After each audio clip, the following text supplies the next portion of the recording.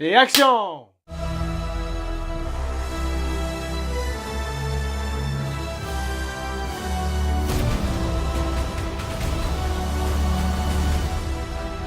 Le DC Extended Universe n'a clairement aucune chance de s'en sortir après ce film, c'est clairement pour eux le Endgame.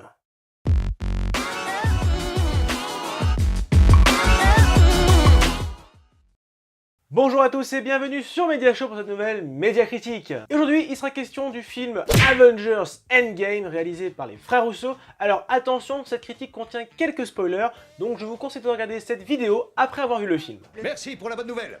Ce volet signe l'aboutissement de 11 années de travail au sein de l'univers MCU avec tout de même 22 films. Et après un Infinity War vraiment excellent qui avait réussi à réunir tous les super-héros de l'univers MCU au sein d'un même film, mais également de nous présenter une véritable menace pour l'humanité, à savoir Thanos, eh bien le défi était clairement de taille pour cet ultime volet. Et bien passons tout de suite à la critique. A vrai dire, j'ai eu beaucoup de mal à trouver mes mots pour qualifier l'excellence de ce film, à tel point qu'en sortant de la salle, j'ai dû me remettre de mes émotions. Quelle puissance! C'est donc un volet qui tourne brillamment une page de l'univers MCU, avec certes des pertes humaines au sein des Avengers, mais ô combien mémorables. Comme pour Infinity War, les frères Russo optent pour une construction scénaristique intelligente et vraiment efficace. Certes, c'est un gros blockbuster, mais qui a le mérite d'être vu. En effet, après une introduction percutante sur un monde devenu impuissant et les conséquences de Infinity War, la seconde partie du film va se diviser en plusieurs sous-intrigues où les derniers Avengers qui ont survécu au génocide de Thanos vont se diviser, vont voyager dans le passé afin de voler les pierres et de sauver l'humanité. Chaque intrigue est vraiment bien développée et riche sur le plan scénaristique. On y retrouve des scènes et des personnages de l'univers MCU multipliant les références et apportant un véritable vent de nostalgie à ce long métrage, car oui, chaque sous-intrigue se déroule au sein d'un des volets du MCU, et ça c'est juste incroyable. Le moment qui m'a d'ailleurs le plus marqué, c'est la rencontre de Tony Stark et son père à l'époque de Captain America First Avenger. Enfin, le film se conclut sur une troisième partie, certes attendue, mais vraiment explosive et riche en émotions. L'instant où tous les personnages du MCU refont surface donne des frissons, le combat final est renversant, et le film se conclut sur un dénouement certes tragique, mais émouvant. Côté personnage, ce volet reprend l'héritage de son prédécesseur, avec un Thanos toujours aussi imposant et des Avengers certes affaiblis, mais toujours aussi soudés, avec la venue de Ant-Man et de Captain Marvel. Quel qu'en soit le prix. Quel qu'en soit le prix. Quel qu'en soit le prix.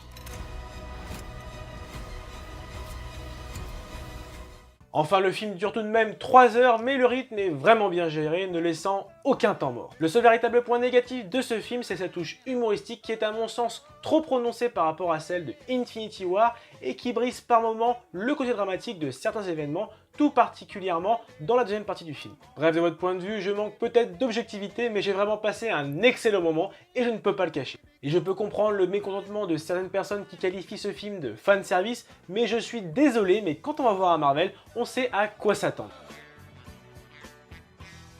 Comme pour Infinity War, les frères Russo et le producteur Kevin Feige ont clairement lâché les liasses de billets pour la mise en scène. En effet, les scènes d'action sont fluides, tout particulièrement le combat final qui a un vrai sens du détail, ce n'est pas fouillis, et les effets spéciaux sont juste spectaculaires. De plus, on y retrouvera de nombreux éléments visuels de l'univers MCU et donc des précédents volets. C'est vraiment plaisant à voir avec encore une fois le petit caméo du grand Stan Lee, et ces éléments sont utiles à mon sens car ils permettent de solidifier cet univers dense et homogène. Enfin, côté bande sonore, c'est également une réussite et elle se rapproche fortement de celle de Infinity War, mais également en reprenant quelques morceaux cultes de l'univers du MCU, notamment avec les Gardiens de la Galaxie, et elle demeure cohérente aussi bien sur les scènes dramatiques que les scènes d'action. Un petit mot sur le casting, et sans tous les citer, on pourra retrouver tous les acteurs de l'univers du MCU, avec l'arrivée de Paul Rudd dans le rôle de Ant-Man, de Brie Larson dans Captain Marvel ou encore de Jeremy Renner dans Œil de Faucon depuis Infinity War. Le casting est toujours aussi exceptionnel et très attachant, et ce que j'ai d'ailleurs apprécié, c'est que les frères Russo ont réussi à canaliser la puissance de Captain Marvel afin que Brie Larson ne soit pas le seul élément sauveur de ce film.